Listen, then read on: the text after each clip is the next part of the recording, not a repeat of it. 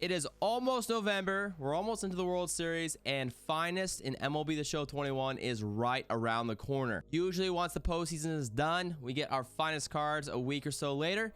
And today, I'm going to give you a few tips and ideas of how you can get ready for the Finest collection, including hopefully getting that, overall collection reward like we had in the All-Star a lot sooner and a lot quicker and a lot cheaper. Before we hop in the videos, I gotta give a huge shout out to everyone watching the videos. This is the first month in my entire content creation career where I have uploaded in 31 days, 31 videos every day, staying consistent. I appreciate the love, good comments. If you have any feedback, criticisms, be sure to hit me in the DMs or whatever it may be down in the comment section of things you think I can improve upon. I'm having a lot of fun doing this with MLB The Show, even though the state of the game can be a little frustrating on times with the online play. But regardless, I love baseball, I love creating content, and we're gonna keep these videos coming. But enough of that, let me give you a few tips and tricks here of what I'm gonna be doing for getting ready for my Finest 2021. All right, so these are the Finest cards that are already out on the market. You got Aaron Nola, Lorenzo Cain, Vogelbach, Santana, Anderson, Garver, Treinen, Baez, Rendon. So that's a total of 9 Finest cards. You can see right now the prices are already in the 20,000s, except for Santana, and some of these are going for 60, 90, or even close to 200,000 subs.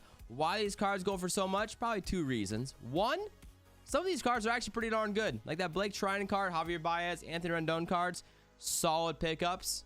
Garver, solid catcher behind the dish.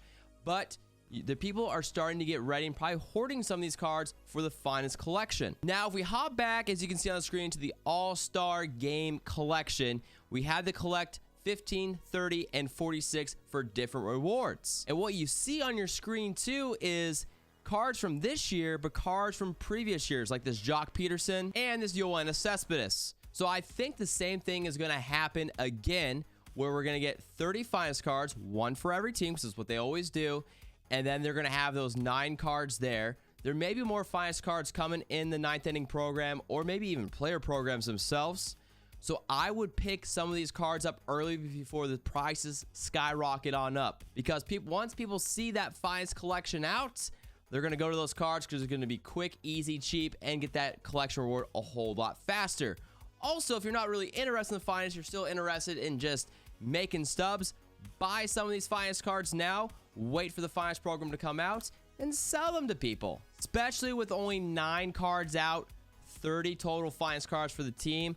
My guess, you're going to have to collect around 35 to 40 total Finest cards for the ultimate reward. Now, I'm curious how they're going to do the Finest cards this year, if they're going to do maybe part of Stage 5 Team Affinity, like they did with the All-Star cards in Stage 3 Affinity, or are they going to go like they have in previous years where they put these cards into packs and they make you buy the packs? Or lastly, are they going to do a player program for these Finest cards? I think for all 30 Finest cards, a player program would take a little too long. Maybe if they broke it up into divisions, but I have a feeling that it's going to be probably Stage 5 Team Affinity. And that's where I think Stage 5 Team Affinity comes in this year, is the Finest program. It just makes sense for it to happen that way. And be sure to let me know down in the comment section some of your Finest card predictions down there. I'm already feeling for the Seattle Mariners that a Finest Mitch Haniger is on his way. If you're curious how the Finest selection process works, basically, they take 1 card from every team, and it's usually the player that had the best season. Now,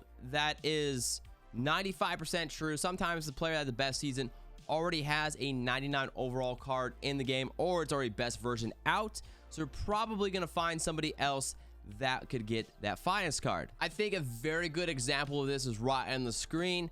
Vlad Jr. had an MVP type season. He probably will win MVP over Shohei Ohtani. I don't know. I'm kind of curious. I think Ohtani wins it because of the pitch and stuff. But that's another story, another day.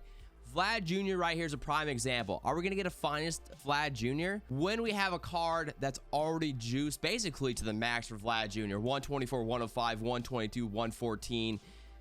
It seems pretty obvious that this would be his Finest card if it came out he didn't have the All-Star Game card. And some of these Finest cards could be cards you just never think would get high diamonds. For the Detroit Tigers, for example, you got Jonathan Scope out there. Probably had the best season for the Tigers out there. His highest overall is an 80 gold, so we could probably get a 97 and 98. Hopefully they do juice these cards. We've had 93, 95s in the past, but we are in November. That's pretty much it is end game time. So we need to have these juicy cards. I hope no matter what, 97 overall is going to be the lowest. Maybe a reliever, it could be a 96. That would be fine if it's super juiced, but that is probably the lowest for a position player. It's got to be 97 or higher. I'd even go 98 or higher at this point in the game cycle. And they always do wait until after the postseason, because sometimes these players that could get a finest card just have an astronomical postseason. For example, Kyle Tucker, we saw him in the ALCS, and yeah, he's probably going to get a 98 to a 99 overall postseason card. So it's something to think about. Also, a little sidetracking here. We are going to get one more roster update, by the way, for postseason cards and how they perform. And so some of these dudes may move up the diamond. Cough, cough, Kike Hernandez. So the finest card's probably coming out soon. Probably going to be another team affinity for them. Now is a great time to start saving up for your exchanges within your teams and divisions and everything else like that to make that process a whole lot faster for you. Prices for these silvers are not too bad. It's in around 400 to 300 stubs.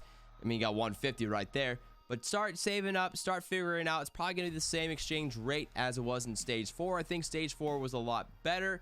It wasn't as easy as stage 3, which is good. I like a little bit of grind in those team affinities, but these rewards are going to be absolutely juiced. Now, one thing they did very well in MLB The Show 19, they got the fans involved with the finest selection. SDS chose 3 players from each team that they thought deserved a finest card, put that on the website, on the Show Nation website, and allowed players to vote for their favorite cards to be finest selections. It's got really good community involvement and made some finest cards that maybe would have not happened if they just SDS decided to do it on their own. Back last year, they did not do the fan voting. They just chose 30 players for the finest collection, along with the rewards for collecting X amount of finest players. My opinion, hopefully they would do some fan voting again, maybe get a mixture, maybe gets us more finest cards where SDS chooses the main 30 finest cards, and we also get maybe a pack of like 10 fan voted finest cards if they want to do like that. But hey, get the fans, get the community involved with the finest selections. Always a fun time of the year. Most of these cards are going to be end game cards. Content's probably going to be winding down here in the next month or two, and getting ready for MLB The Show 22. So yeah, there it is. Pretty simple. Let me break it down for you real quick. What am I trying to tell you in this video? Basically, invest in these finest cards right now when they're cheap. They're probably going to go up in price. I used the collection reward from the All-Star game as an example of how they're going to do the finest collection, where you got to collect all 30 of the regular teams. Then they're going to up the total a little bit, probably because they have 9 finest right here from previous years. And my guess, they're probably going to add a few more finest cards. They could even do a choice pack of past finest cards other than these ones out there to kind of help you out. But I'd invest in these now if I were you. These prices are probably going to go, especially Danny Santana, Vogelback, Kane, Nolson at like 20,000, 15, or was it 17,000, 25 to 30,000 subs. They may double or triple the subs when the finest program drops, because people are going to rush to try to get that program done to get the best cards out there. And especially for the YouTubers out there, they're really going to want to try and buy these up quick. So get on it. I would do it. If it doesn't happen like that, I apologize. I can't see into the future too much, but I can't see into the future at all. What am I even saying? But that's my tips for you to do this. And also be sure to keep buying your cards up for the exchanges if it is through Team Affinity Stage 5. I know there's a lot of new Xbox players out there, so hopefully this helps you out as well. And maybe some new PlayStation players as well. And maybe down the road, you know, next year we get this game on the Switch, the PC is going to be a lot more people out there. But hey, if you enjoy these types of videos, be sure to leave a thumbs up. If you're new to the channel, enjoy this video, enjoy all the other content, be sure to hit that sub button, notifications, all that fun stuff. Appreciate all the love and support the past 30 plus days on the YouTube side of thing.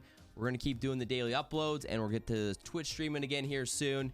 Get that consistently going. And you know what? Postseason baseball, World Series right around the corner.